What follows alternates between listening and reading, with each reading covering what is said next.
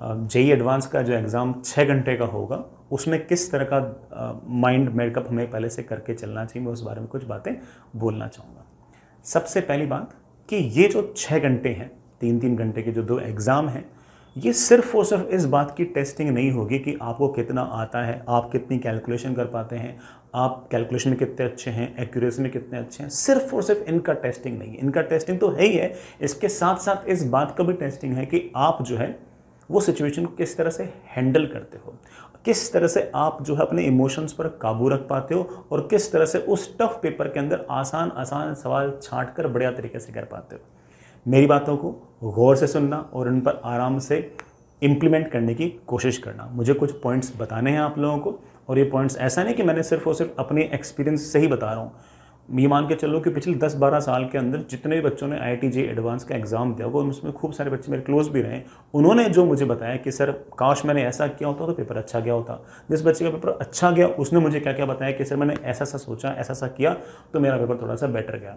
तो मान के चल सकते हो कि ना सिर्फ और सिर्फ मेरा एक्सपीरियंस नहीं, मेरा प्लस जितने भी बहुत सारे बच्चे रहे उन सबके एक्सपीरियंस से मिलाकर मैं कुछ पॉइंट्स आपके सामने पेश कर रहा हूँ। चलिए, सबसे पहला पॉइंट, पेपर में है ना टाइम से पहुँचें। पहले से ही है ना ध्यान रखें कि आपको टाइम पर पहुँचना है, भागा दौड़ी बिल्कुल नहीं होना चाहिए। टाइम पे पहुँचें और एक रात पहले, एक नाइट पहले अच्छी स्लीप लेने की कोशिश करें, अच्छी नींद लेने की कोशिश करें। मैं जानता हूँ कि अच्छी नींद ढंग से आती नहीं, क्योंकि उस दिन बाद बहुत ज़्यादा एंग्जाइटी रहती है कि यार कल क्या होगा, कैसा होगा, कैसा पेपर होगा वगैरह वगैरह। इन सब से दूर रह के रात को अच्छे से बढ़िया से नहा के थोड़ा मेडिटेट करके आराम से इत्मीनान से सोएं। नींद ना आए तो 100 से उल्टी गिनती गिनना स्टार्ट करें, 100, 99, 98 एंड समथिंग लाइक दैट। नींद तो आ जाएगी, कोशिश करोगे तो। कोशिश करो कि 10, साढ़े 10 बजे के आसपास आपको नींद आ जाए। अगले दिन पेपर देने बिल्कुल एग्जैक्ट जो आपका टाइम है उससे पहले पहुँचे, ठीक है। पेपर जब पहुंच जाए वहाँ पर ऑफकोर्स बड़ा आपके जान पहचान के बहुत सारे बच्चे वगैरह होंगे, बहुत ज़्यादा कोई डिस्कशन करने की ज़रूरत नहीं है। आप उस टाइम तक भी अगर चाहो तो फॉर्मूले हल्के फुल्के देख सकते हो। कोई भी सवाल आखिरी दिन या उससे जस्ट एक दिन पहले ना देखिए, कोई सवाल नहीं देखना। जो सवाल हम कर रहे हैं उनमें से 2 ही सवाल आएगा, कॉन्सेप्ट पे आएगा सवाल। तो सवाल देखने से कोई फ़ायदा नहीं, आप तो कॉन्सेप्ट देखो, फॉर्मूला देखो और आगे चलो। कोई नई चीज़ देखकर घबराने की ज़रूरत नहीं है। टाइम पर ज़रूर पहुँचे, अपनी एडमिट कार्ड वगैरह सब कुछ लेकर जाएं। सबसे इंपॉर्टेंट चीज़, पूरे पेपर के अंदर जो पेज सबसे ज़्यादा इंपॉर्टेंट है वो पेज है जिस पर इंस्ट्रक्शंस लिखे होंगे और जिस पर मार्किंग स्कीम लिखी होगी। जिस बच्चे ने इन पेजेस को बहुत ही बढ़िया तरीके से पढ़ लिया और इन पेजेस पर जो इंस्ट्रक्शंस और जो मार्किंग स्कीम दे रखी है उनको पढ़कर आइडिया लगा लिया कि हाँ भाई आज का गेम मुझे इस तरह से खेलना है, वो बच्चा अपनी औकात के हिसाब से रैंक ले आएगा। वह ऐसे अपनी औकात के हिसाब से रैंक ले आएगा, आई मीन दैट कि अगर वो 10,000 के रैंक के लायक होगा तो 10,000 ले आएगा, वो बड़ा 500 रैंक के लायक होगा तो 500 ले आएगा, और अगर वो 5 रैंक के लायक होगा तो 5 रैंक भी ले आएगा। लेकिन सबसे इंपॉर्टेंट चीज़ ये पेज है जहाँ पर इंस्ट्रक्शंस और मार्किंग स्कीम है। मैं कारण बता रहा हूँ। जेईई मेन में क्या होता है कि तुम्हें पहले से पता होता है कि 30 सवाल आएंगे, 25 करने हैं। 30 में से 20 सिंगल चॉइस क्वेश्चन है, 10 आपके न्यूमेरिकल वैल्यूज़ हैं। सिंगल चॉइस क्वेश्चंस में नेगेटिव मार्किंग नहीं है, सो नेगेटिव मार्किंग है, और जो न्यूमेरिकल वैल्यूज़ है नेगेटिव मार्किंग नहीं है। आपको पहले से सब कुछ पता होता है।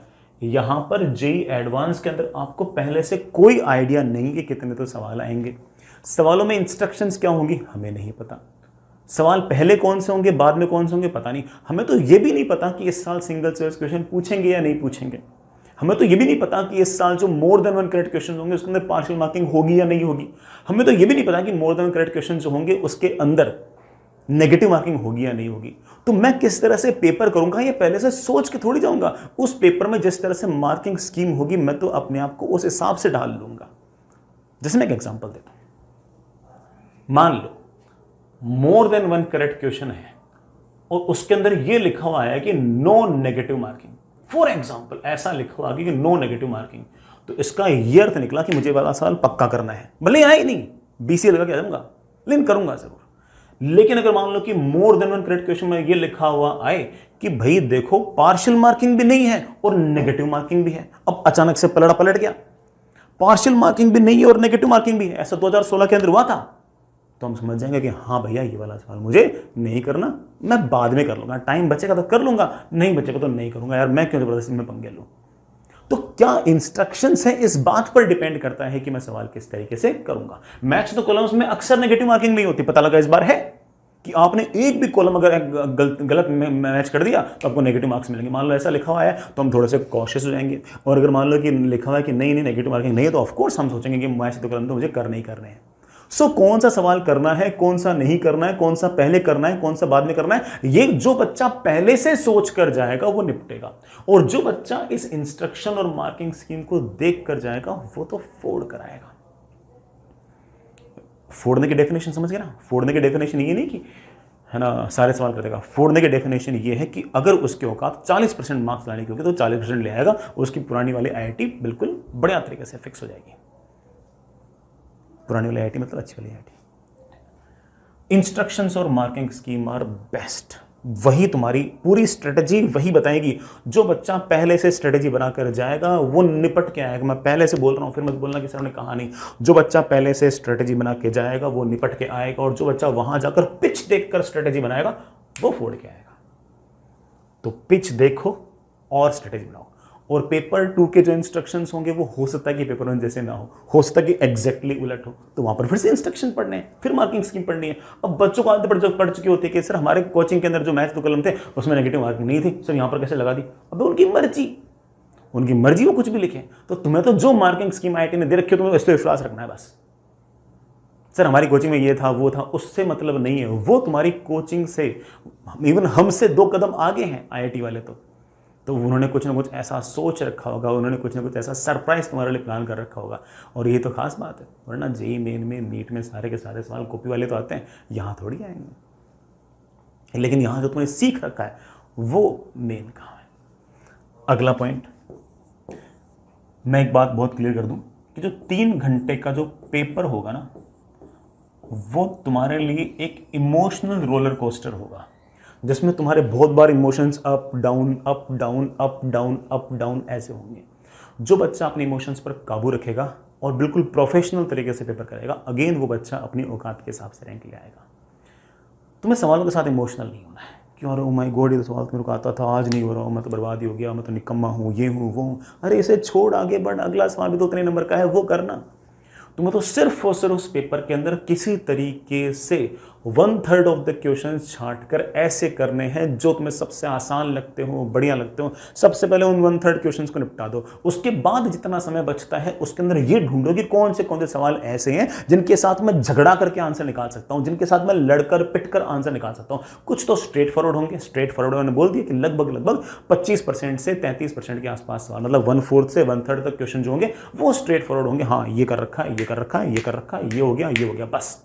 उसके बाद कुछ सवाल ऐसे होंगे जिनके साथ हमें लड़ना पड़ेगा, गिरना पड़ेगा, उठना पड़ेगा, उनको बाद में करना है। उल्टा नहीं करना कि टफ जो सवाल देख रहा है उसको सबसे पहले लिख ले, फिर निपट जाओगे, फिर कॉन्फिडेंस डाउन हो जाएगा। तो सबसे पहला काम यह है कि पेपर के अंदर अपने इमोशंस को साइड करके ढूंढो कि कौन से 20%, 30%, 25% सवाल आपको आते हैं। सबसे पहले उनको निपटाओ।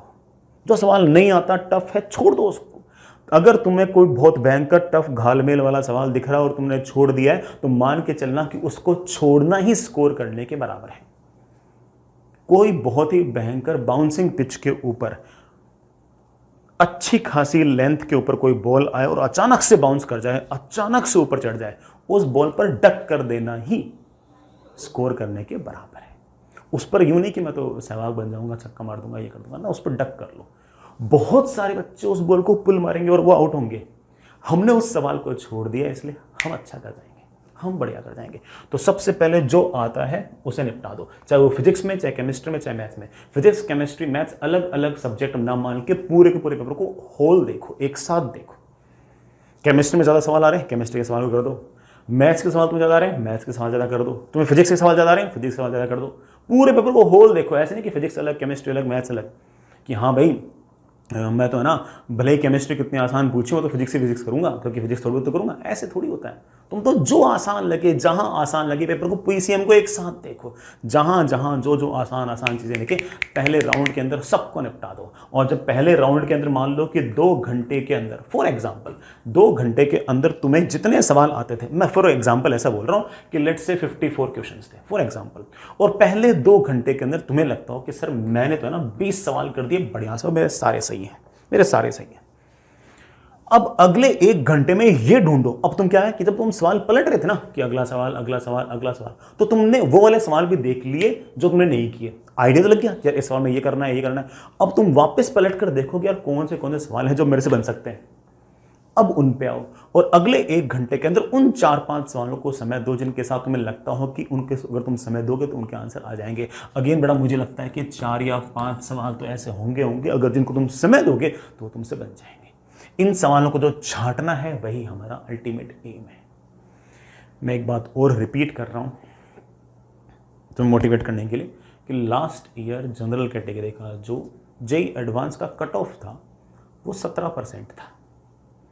मतलब किसी बच्चे ने हर 6 में से अगर एक सवाल भी कर लिया तो that candidate was JEE advance qualified. मैं ये नहीं कह रहा कि उसे आईआईटी मिली, लेकिन वो जेईई एडवांस क्वालिफाइड था।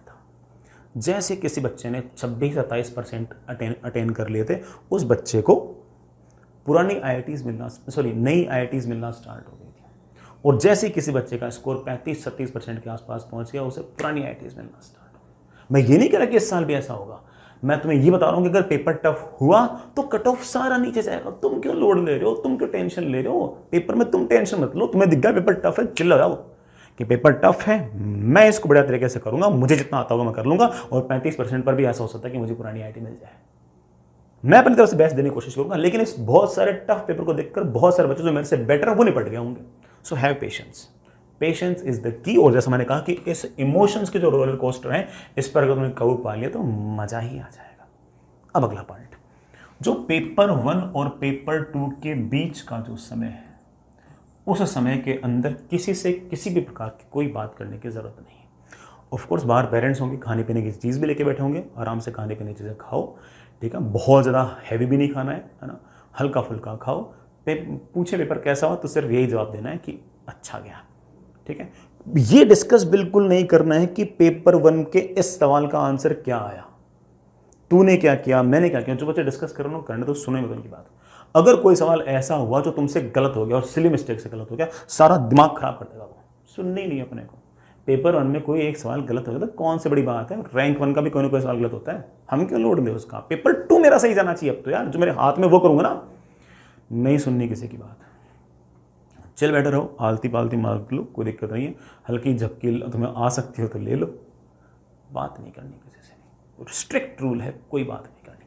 अगेन पेपर 2 में एंटर करो, एंटर करते ही बेटा जब भी हॉल में एंटर करो, जब भी मतलब स्कूल के अंदर एंटर करो, तुम्हारा जो सेंटर है वहाँ पर तुम एंटर करो, सबसे पहले वॉशरूम जाके आओ और उसका पेपर करने बैठो। अगेन पेपर 2 के अंदर बहुत अच्छा खासा रोलर कोस्टर राइड रहेगी। इमोशंस पर कंट्रोल करो, इंस्ट्रक्शंस पढ़ो, उन इंस्ट्रक्शंस के बेसिस पर सारा का सारा पेपर करो और आखिरी 1 मिनट तक लड़ो। आखिरी 1 मिनट में भी जो आंसर आएगा, जो +4 नंबर आएंगे, वो भी मेरी ब्रांच को, वो मेरी आईआईटी को बेटर करेगा। एक नंबर पर फर्क पड़ेगा। सो आखिरी मिनट तक फाइट करते रहो और उसके बाद जैसे ही बाहर निकलो मुझे ज़रूर बताओ, है ना, टेलीग्राम पे कि सर पेपर कैसा गया, है ना। मैं वेट करूँगा तुम्हारे मैसेजेस का। तो जैसे तुम बाहर निकलो तो मुझे ज़रूर मैसेज करना कि पेपर कैसा गया, है ना। I will wait for your reply. चलिए, खूब बढ़िया तरीके से पढ़ाई करना, खूब मज़े से करना, है ना, मस्ती से करना, रिलैक्स रहना, लोड बिल्कुल मत लेना। पेपर ऐसा आएगा जो तुम्हें आता होगा। लेट मी रिपीट इट, जिस रैंक के तुम काबिल हो, उस रैंक को पाने के लिए जितने नंबर चाहिए, उतने नंबर के सवाल तुम्हें पेपर में पक्की बात है कि आते होंगे। मुझे भविष्य देखना आता है, मैं सही बता रहा हूँ, मुझे पता है कि तुम्हें उतने सवाल आते होंगे। तुम्हें क्या कोशिश करनी है, वो सवाल ढूंढना है, तुम्हें वो सवाल ढूंढने हैं और उनको आराम से, इत्मीनान से सही करना है, ठीक है। चलिए, मेरी तरफ से इतना ही। आप पढ़ाई करते रहिएगा। All the best.